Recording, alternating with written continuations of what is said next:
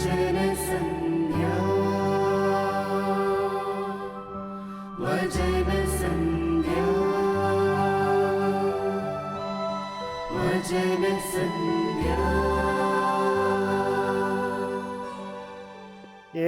ക്രിസ്തുവിൻ്റെ വലിയ നാമത്തിന് മഹത്വമുണ്ടായിരിക്കട്ടെ.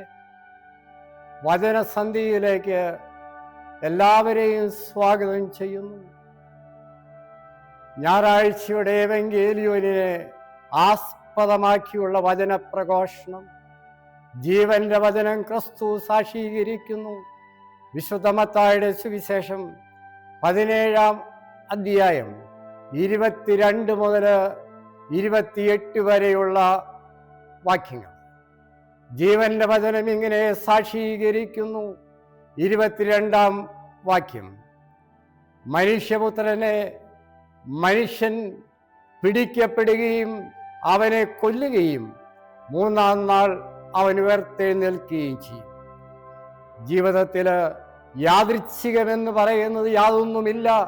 No coincidence എന്നോർപ്പിക്കുക. തലയിലെ രോമം വീഴുന്നത് പോലും ദൈവത്തിൻ്റെ ജീവിത പന്താവിൽ പെട്ടതാണെന്ന് ഓർപ്പിക്കുക.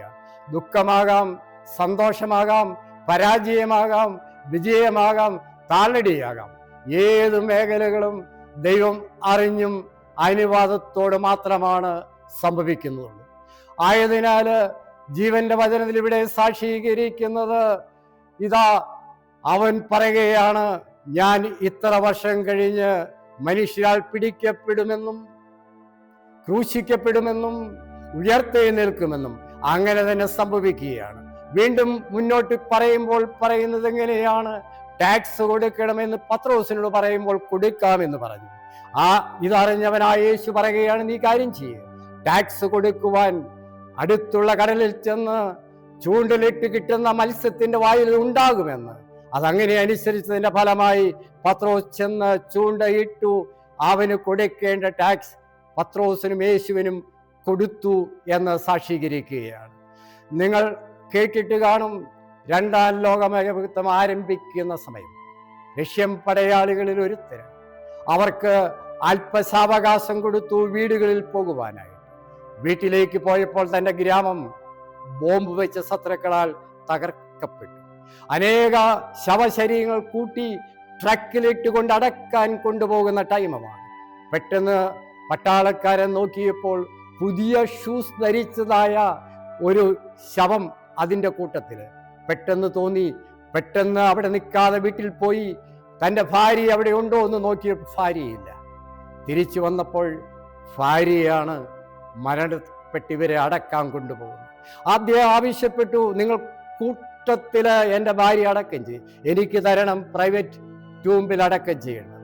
ബോഡി വാങ്ങിച്ചു. പെട്ടെന്നാണ് മനസ്സിലാകുന്നത് മരിച്ചിട്ടില്ല എന്ന്. ആശുപത്രിയിൽ അഡ്മിറ്റ് ചെയ്തു, സൗഖ്യപ്പെട്ടു. കാലങ്ങൾ പിന്നിട്ടു. ആ മകനീയ സ്ത്രീ ആ പട്ടാളക്കാരിൽ നിന്ന് ഒരു മകനെ പ്രസവിച്ചു.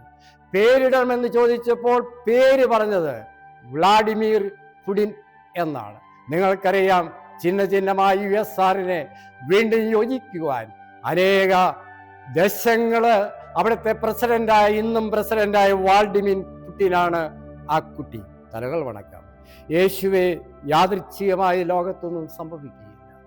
അനേക സമയങ്ങളിലെല്ലാം ഞങ്ങളുടെ ദുഃഖത്തിന് കാരണമെന്ന് ഞങ്ങൾ ചോദിച്ചിട്ടുണ്ട്. നാഥാ, സൃഷ്ടികർത്താവിൻ്റെ പരിധിയിൽപ്പെട്ടതാണ് എല്ലാം നന്മകൾക്കായി എന്ന നിന്റെ വചനം ഓർത്തുകൊണ്ട് ഈ വചനം കേൾക്കുന്ന മക്കള്, പറയുന്ന അടിയങ്ങള് ജീവിതത്തിൽ തെറ്റായി ചിന്തിച്ചിട്ടുണ്ടെങ്കിൽ നിന്നെ ആത്മാവിനാൽ നിന്നിലേക്ക് വരുവാനും, വാൾമീട്ടിന് കാലങ്ങൾക്ക് മുമ്പ് തൻ്റെ അമ്മ മരിച്ചുവെന്നടക്കം ചെയ്യാൻ പോകുന്ന സമയത്ത് അത്ഭുതകരമായി നിന്റെ കരങ്ങളാൽ വീണ്ടും ജീവൻ കൊടുത്ത ദൈവം തമ്പുരാനെ, ഞങ്ങളുടെ ജീവിതത്തിലെല്ലാം കർത്താവേ, നീ തരുന്നത് സന്തോഷത്തോടെ സ്വീകരിക്കുന്നു, എല്ലാ നന്മകൾക്കായി. യേശു നിങ്ങളെ അനുഗ്രഹിക്കട്ടെ.